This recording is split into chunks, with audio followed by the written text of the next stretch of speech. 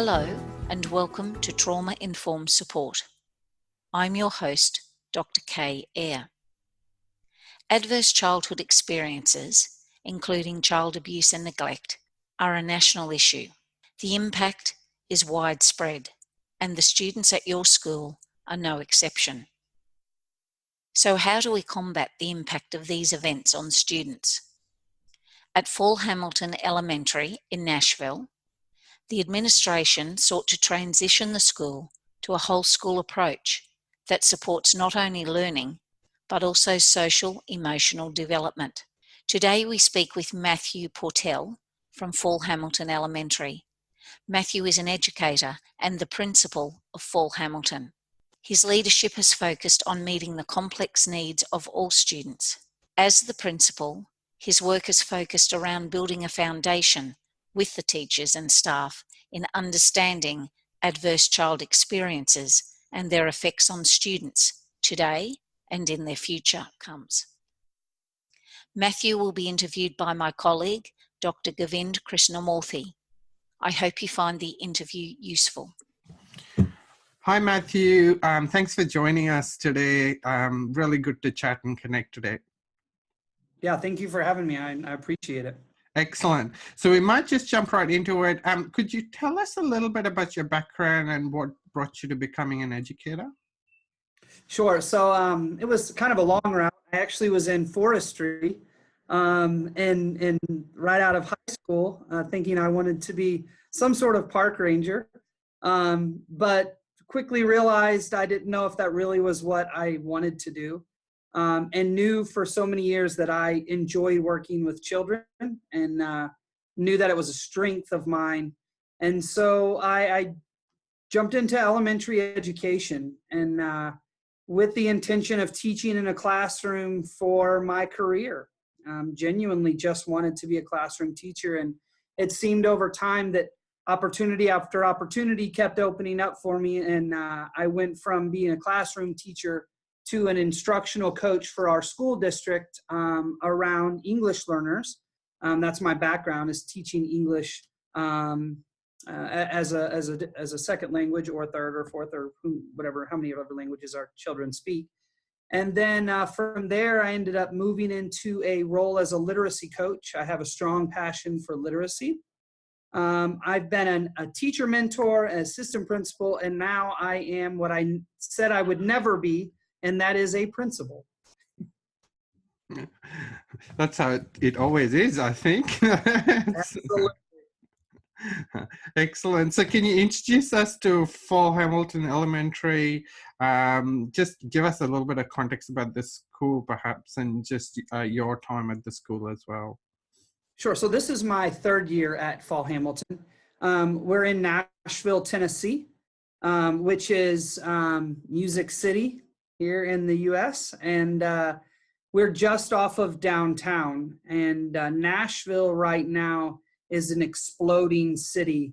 The economy is exploding.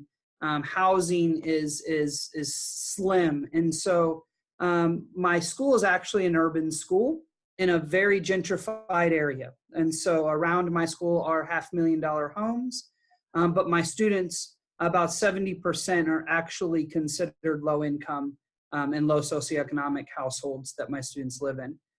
We're predominantly African American, so about 65% Black, and then 15% Hispanic, 15% white. And we are an amazing school. We have 325 students. We're called an enhanced option school, which basically means we have an extended school day by 45 minutes, and parents can choose our school as an option. So about 60% of our student body come to the school as an option. That means they're not zoned for our school. They don't necessarily live in our neighborhood. I have about 40 staff, and that's faculty and staff that are the most dynamic adults working for kids that I've experienced in my career. Yeah, that's fascinating, the context in which you're working there. So I think there's been lots written about the school and a lot of videos and things like that have been made. Mhm. You, in one of the interviews, you talk about this unsustainable educational and professional environment when you first came to the school, when you were first taking over.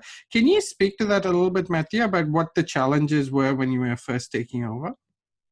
Sure. So it was multifaceted, to be quite honest. One of the issues was I was a new principal, and so I just didn't really have an idea of what to do my first year, and it really didn't have to necessarily do with kids, but it had everything to do with my staff.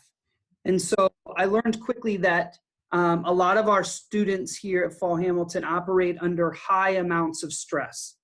And so we were having students having crisis almost every single day, whether that looked like aggressive behavior towards other children or aggressive behavior towards adults, or flipping desks, or this type of behavior.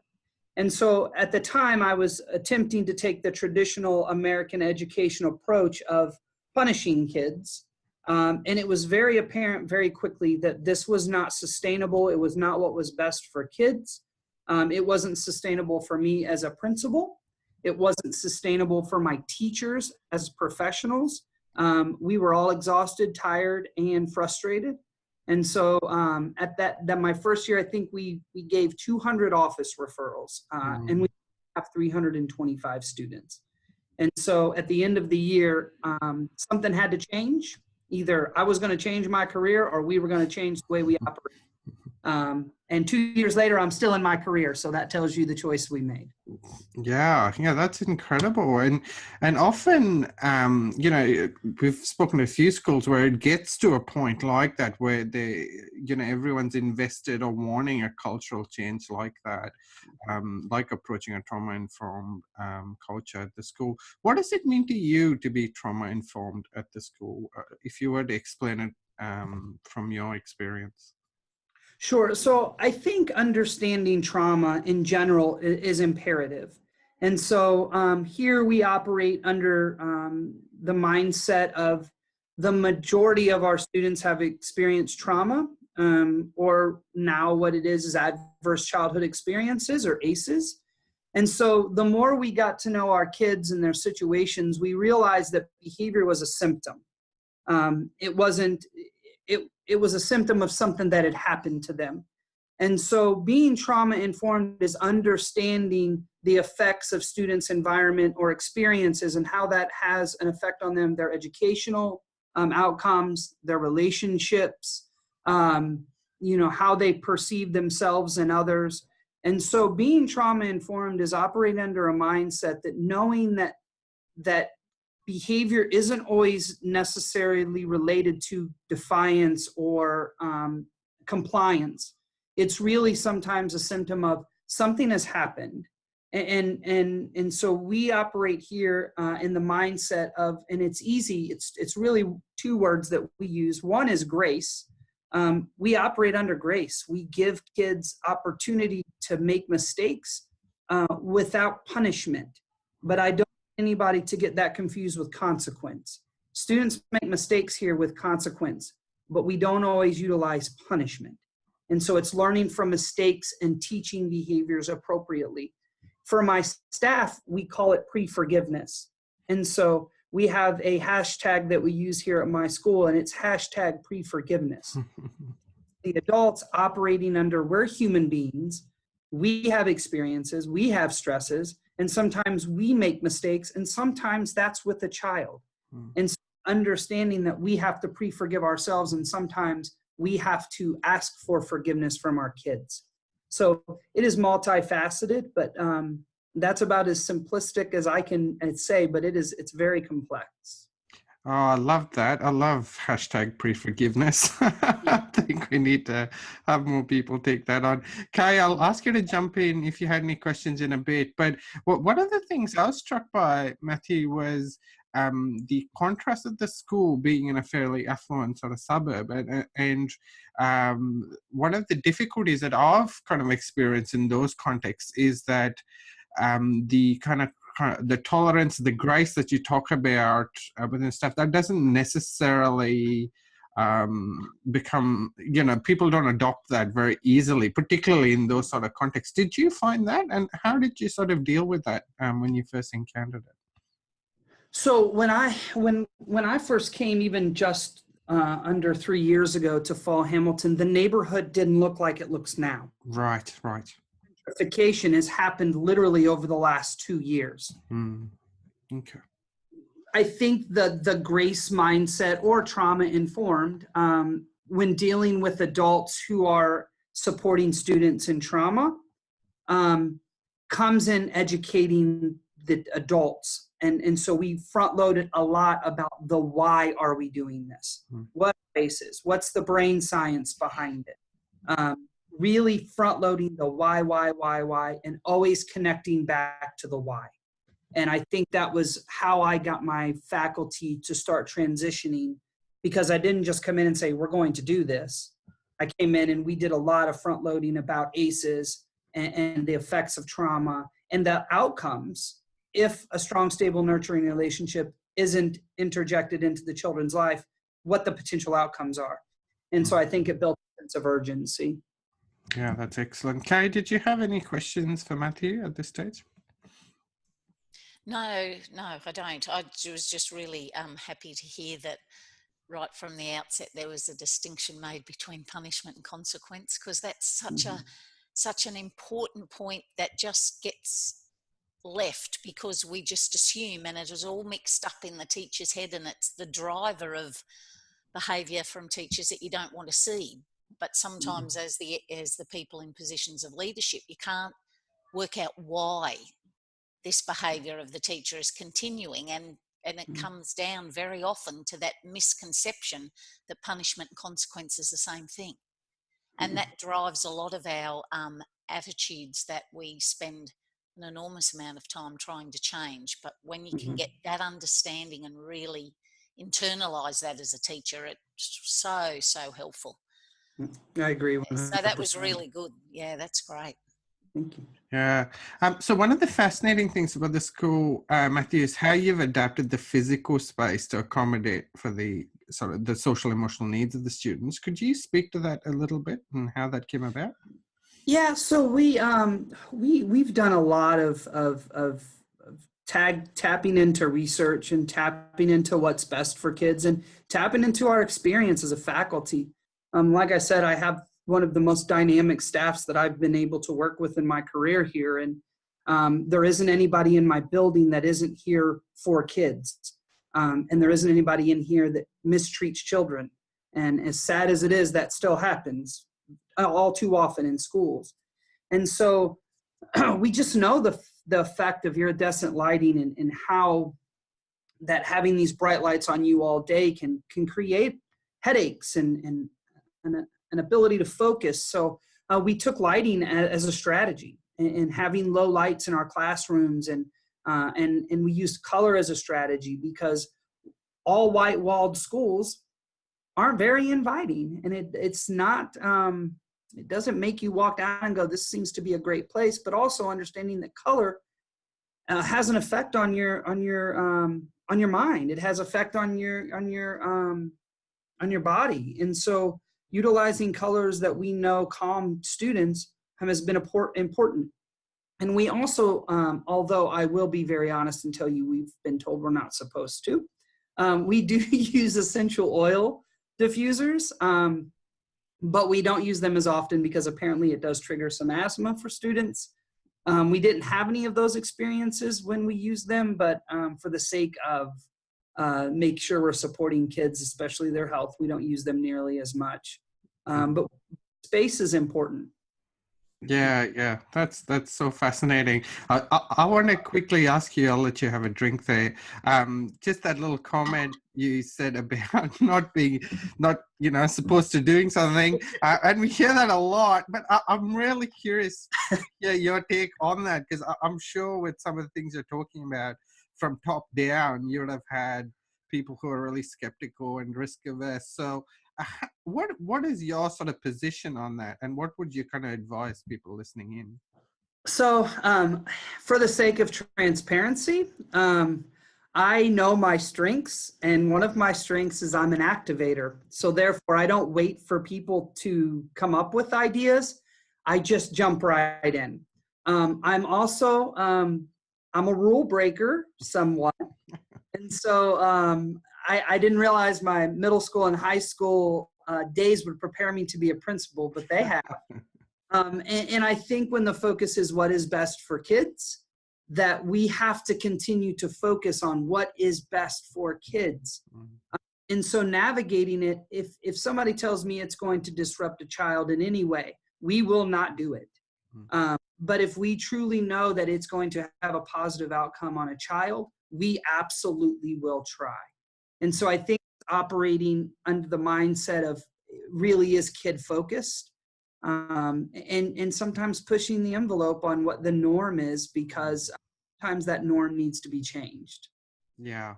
And I was thinking about what you were saying about front loading and being clear about why, and that's such a huge part of, being able to advocate successfully, isn't it? In doing It absolutely is, especially with, and this really is, and you all know, this is pretty pioneer-based work. We're on the front end of these implementing trauma-informed practices and changing paradigms of adults around student behavior and needs. And and my district is no different. So we are the only pilot school.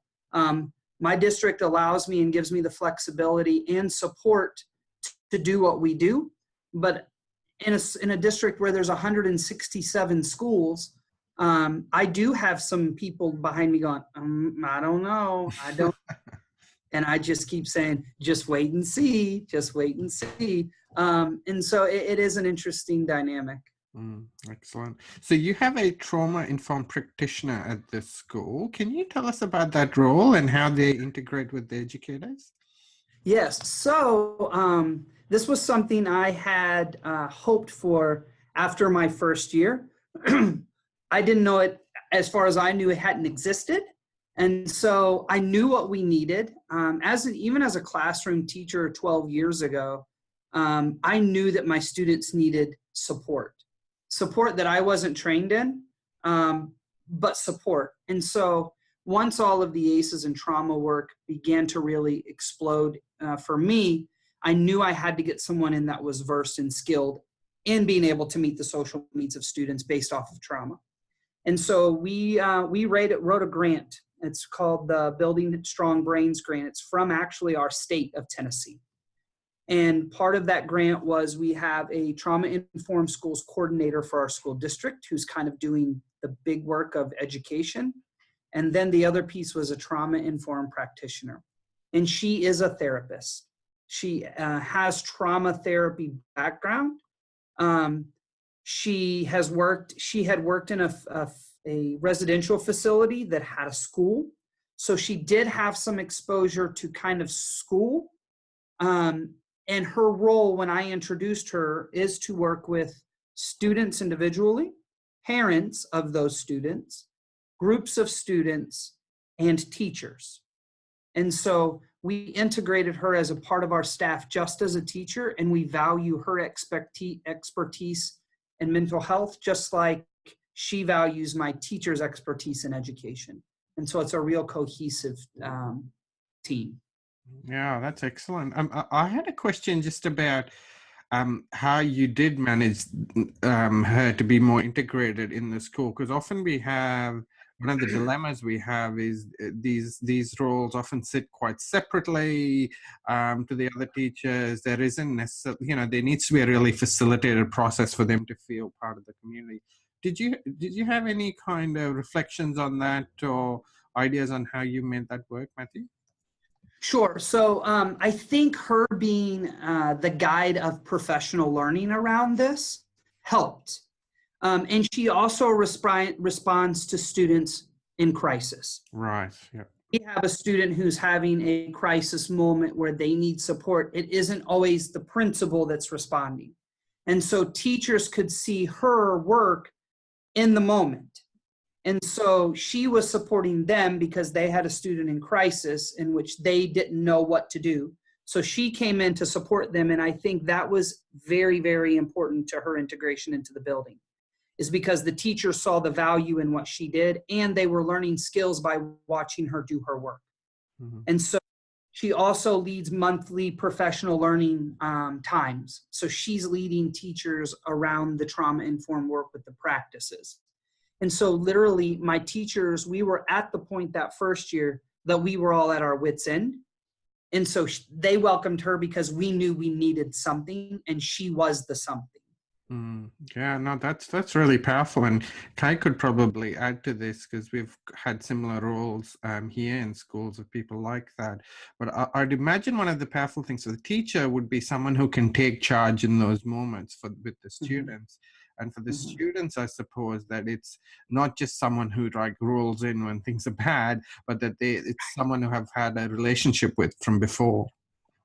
And you're exactly right. And Yeah. she builds strong relationships quickly, trust.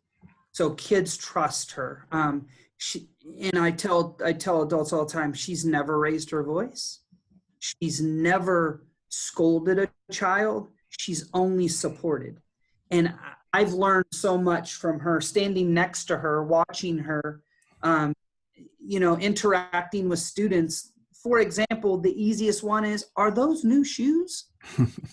Amazing how you can take a child in crisis who has a new pair of shoes and it completely changes everything.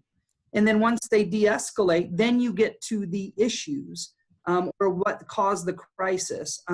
And what we learned quickly here is that an escalated adult cannot de-escalate an escalated child. So she steps in. We have a tap in and tap out system here, where if I'm escalated, I have to remove myself. And she's a lot of times that tap in person. And that in itself is such a strong piece of support for teachers, and she's an integral part of that support. That's excellent. Thank you for that. Kay, did you have any questions or thoughts about that? I was just thinking as Matthew was talking that as much as people like myself who were behaviour support staff that came into schools did their best to support and then left, there was none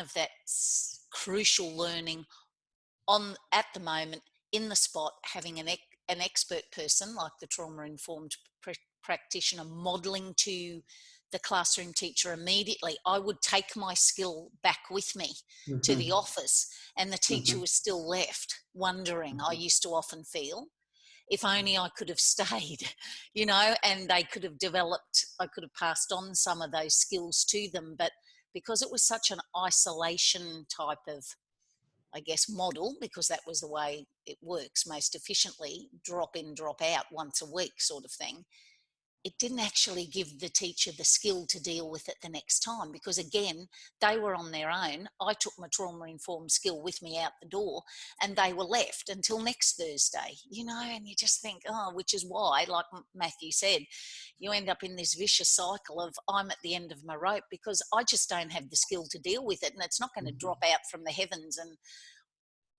suddenly appear in my skill set unless somebody shows me what to do and I get time to practice it, just like the kids, so yeah. And I've said so many times that this work has nothing to do with kids. No, it's all about the teachers. Work is all about adults. It's all about changing our paradigms, because the student situations may not change, but the way we approach it will change. And that's what we're seeing so dynamically here at Fall Hamilton, is the adult paradigm has completely shifted. Do we get frustrated? Are there days? Yes. Those will always be in existence. But those days are few and far between compared to where we were. Matthew, just on that, so you said that, in your first year there was, around 200 office referrals. So just in a sort of a practical sense like that, what would your office referrals a year be now? 16.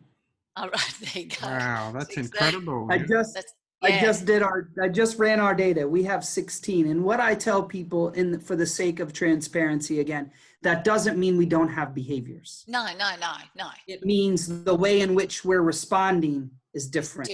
Yeah. And so we now, where teachers thought then an office referral was this magical document, and it did something, and it wasn't an intervention, it wasn't a support, it was just an office referral. And so now we have what we refer to as our social emotional learning team, where every 2 weeks we caseload students based off of their needs. So if we learn of something new with the child or a situation, we actually have a document, and that documents all support systems for our students. So we actually provide support now and not office referrals. Yeah, that is fascinating, Matthew. Can you tell us a little bit about those teams and those meetings and how that gets facilitated? Because I'd imagine that is such a useful process for the teachers and the students. It is. So we use a multi-tiered support system for students here. So we have the academic intervention piece, and we also have they call it behavior. I call it social emotional piece, because it's not about behavior, it's about the social and emotional needs.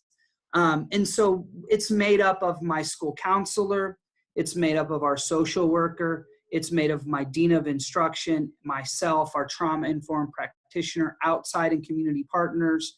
It's a pretty large group of people, and we literally meet for an hour at least every 2 weeks. And we start talking about the interventions that students are getting, if they're working, if they're not working, do we need to adjust them? If a new child is bubbling up because of a certain situation. And so it's very strategic. And we want to know that children, because a lot of our children from trauma don't have behaviors. Some of them are, internally dealing with what they're dealing with, and we can see them kind of pull away from from their friends. And so we really keep a close eye on all of our students and that we support. So we also have here, it's called Centerstone. It's actually a company that provides therapy, but students have to have our state level insurance. And so again, we were missing a large number of children, but even she's a part of our SEL team. Oh, that's excellent. Yeah. And you've got lots of interesting programs. You've got the Leader in Me program and the 7 Habits. Can you talk us through that and how that works? Absolutely. So the Leader in Me is based in Stephen Covey's 7 Habits of Highly Effective People, which has been used in the corporate world for years. And so at another school that I was the assistant principal, I was lucky enough to experience the first year of implementation of this program, the Leader in Me. It was a predominantly EL population, or English learners, minimal to no behavior, and I saw kids flourish around being leaders and leadership. And so when we got here, when I got to this school, there wasn't a foundational culture piece for the school. We were PBIS, but it was done inefficiently, and there was only a few bought in. And so we use the Leader in Me as a foundation to build our PBIS system. It's foundationally built around the habits. And so habit 1 is be proactive. Habit 2 is begin with the end in mind. Habit 3 is put first things first. Habit 4 is think win-win. Habit 5, which I struggle with, is seek first to understand, then to be understood. And habit 6 is synergize. And the one that our children love the most is habit 7, and that is sharpen the saw. And so we integrated these concepts and ideas into everyday life in our children's education. So when they're reading a book and the author presents a character who put first things first, they connect it to the habits. And it's also bound in providing leadership opportunities for students.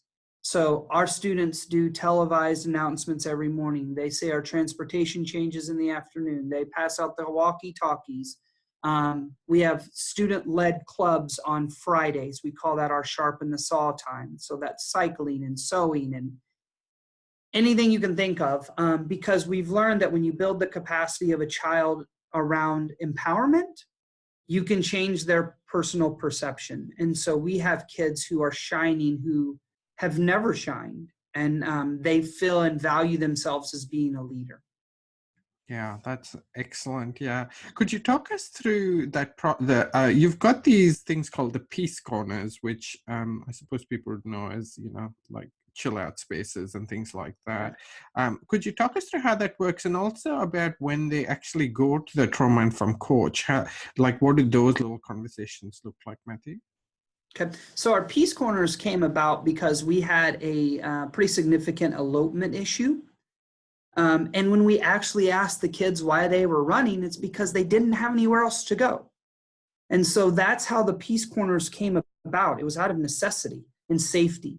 And so the peace corners are basically a de-escalation space where children can go. There's bean bags, there's fidgets, there's coloring books, there's reflection sheets, where children can go to utilize the strategies of de-escalation that we teach them during the day. And so they go there, and I do want to kind of address really quick a misconception that I hear a lot, and that is children will go there to play. It rarely, if ever, happens. The Peace Corner is not a place of stigma. Everybody understands how it works.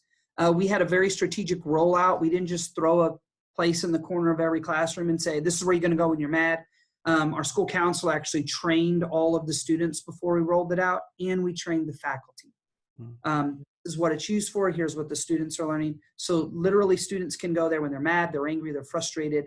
And a lot of times what they're doing there is reflecting on their emotion and understanding and going through strategies of what to do when they feel those emotions. Yeah. So Matthew, is there one in every classroom?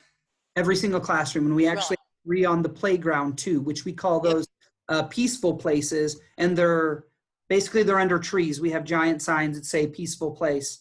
And if you have a child that's sitting there, that just means I need a minute. I'm frustrated. Something happened. And a lot of times adults will approach and say, do you need somebody to talk to? And some of the times the kids will say yes, and sometimes the kids will say no. Right. Yeah. This sounds just fantastic, really. It sounds like there are things we've been talking about for ages. So, Matthew, how are you taking care of the teachers? This it sounds like a really innovative environment, but I'd imagine it's sort of demanding in lots of different ways, emotionally and professionally. What have you got in place to take care of the teachers? So this has been my focus this year, and promoting and supporting teacher self-care. It's exhausting. And I tell people all the time, if you've seen our Edutopia video, it looks like unicorns and rainbows. It's not like that every day. It's hard work. It's draining work. We all have those bouts of compassion fatigue where we just need a minute. And so one of the systems, I think I talked about it very briefly earlier, is our tap in and tap out system. And that's when an adult is feeling overwhelmed due to a student in crisis, we allow them to step away for a moment. It literally is 1, 2, 3 minutes. It isn't go to your car, drive around the block. It is just go take a second for yourself. That's one really healthy strategy that we have. We also are participating in something called the Happy Teacher Revolution, which we had the founder here at our building to help us facilitate. And she simply said, it's an AA meeting for teachers. It's a way for teachers to come together in a circle, in a restorative circle, to talk about their 12 choices that they make and something that they do well. And it's a way for them to release some of that stress on a pretty often basis. We also highlight greatness here, is what I call it. So we have the 17 Things Great Teachers Do by Todd Whitaker, I think. Yeah. Yeah, it is. That's great book. I love that. We pass that book around, and teachers highlight what they identify in other teachers, and then they write personal notes in that book. And that book's been traveling around the school for months, or actually weeks, I should say, about 4 weeks, just to build them up. And then we also do productive restorative circles as a faculty. It's how we problem solve. And so again, going back to our brief conversation about punishment and consequence, teachers still grapple with that. It's still a raw subject, right? We bring teachers together in a circle and we address it. We talk about it. We problem solve through it. We don't just say, well, you need to get over it. And so really providing voice for teachers around what we're grappling with through this work has been imperative.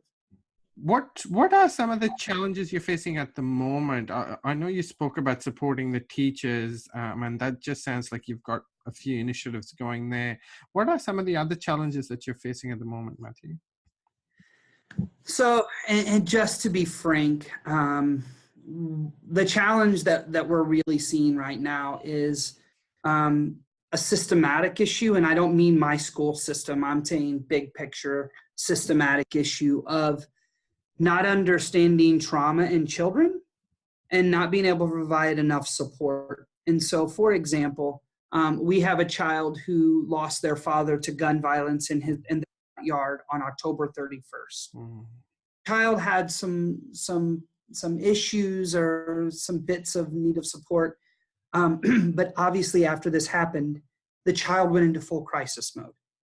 And so the system tells us that we need then to start him through our what we call S-team or support team process to identify him within a disability. And it's ethically, it hurts me. We're not going through that way, but we have to get people to understand trauma isn't a disability. Trauma is an experience. So what we're trying to do at Fall Hamilton is build a space for students who are in toxic environment at the time and not have to identify them as having an emotional disturbance or a disability, emotional disability, but providing them support to get them to where they can stabilize. That's really one of the big pieces that I'm fighting for right now in my school, is giving us a space and opportunity and staff to be able to support students through this. And I think the other is genuinely just staff. We are a small school and we are really short staffed. And so that is a struggle that we have.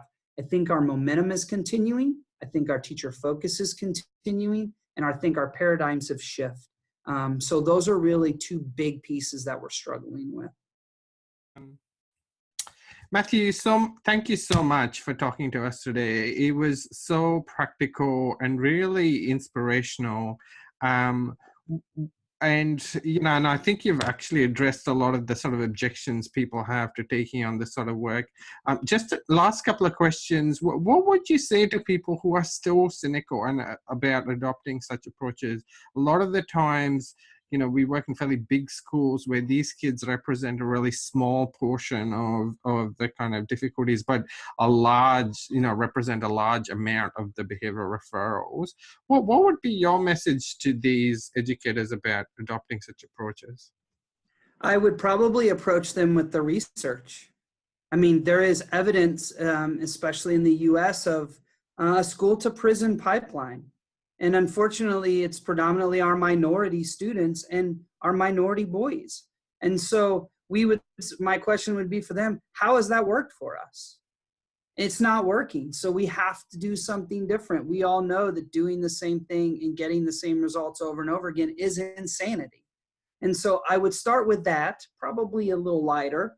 But I would also say, let me tell you my story. Let me tell you, and I would name specific children. Let me tell you their story, because I have story after story after story of children who, when I walked in this building, were unable to sit in a class, were unable to understand their emotions, were unable to even realize what they had gone through, and had zero ability or resilience. And now I see them being leaders in my building. Mm-hmm.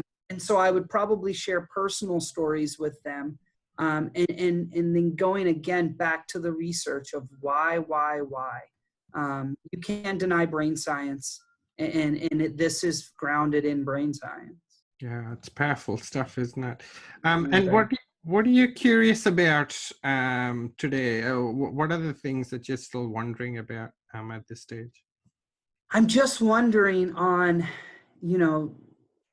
what the ultimate outcomes will be for our students. And I continually wonder, because I know Fall Hamilton is different than any other school in my district. I know it. And I know that kids, when they move to our middle school, will potentially have challenges. And I wonder if what we're doing for them now, what the impact will look like. I know there's an impact. I don't question the impact. I just question, what is it going to look like for our students? And I tell my teachers all the time, the seeds that we're sowing right now, we may not see the growth for years, but I can assure them with certainty that there will be a day we will look back and go, that absolutely had a major impact on all students that we worked with. Yeah, that's the piece when they come back and tell you about the difference you've made, and that's what keeps us all going, really, doesn't it? Matthew, thank you so much. We really appreciate you at the end of the day speaking to us. Kay, did you have any final words or comments for Matthew? No, other than just to say yes, again, thank you very much. And it's always very inspiring that we're way across the ocean and we're all pushing the same barrow, so it's great. And thank you guys for allowing me to talk. And to be honest, when I realized you're based in Australia, I always say this is a national issue, and this is a world issue.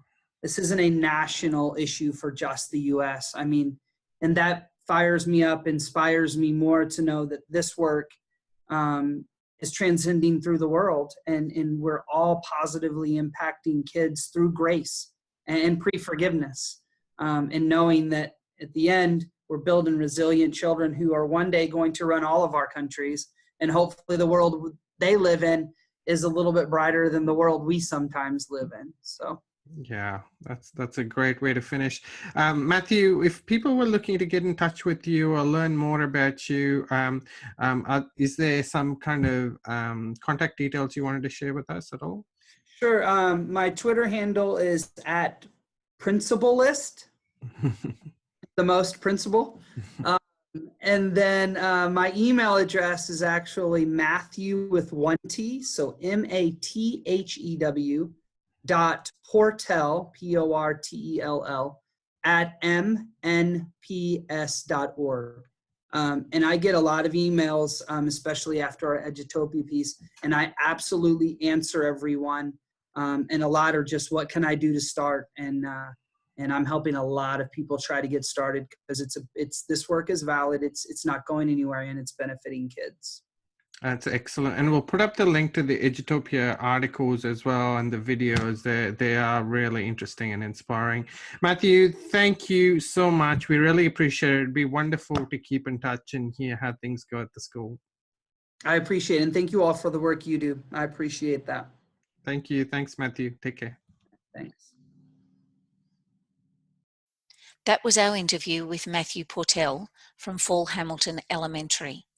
Thank you to Matthew for sharing his experience with us. To access the resources and websites discussed in the interview, check out the show notes by visiting www.tipbs.com. If you're enjoying listening to our podcast, please rate and review it on iTunes. Your ratings make all the difference.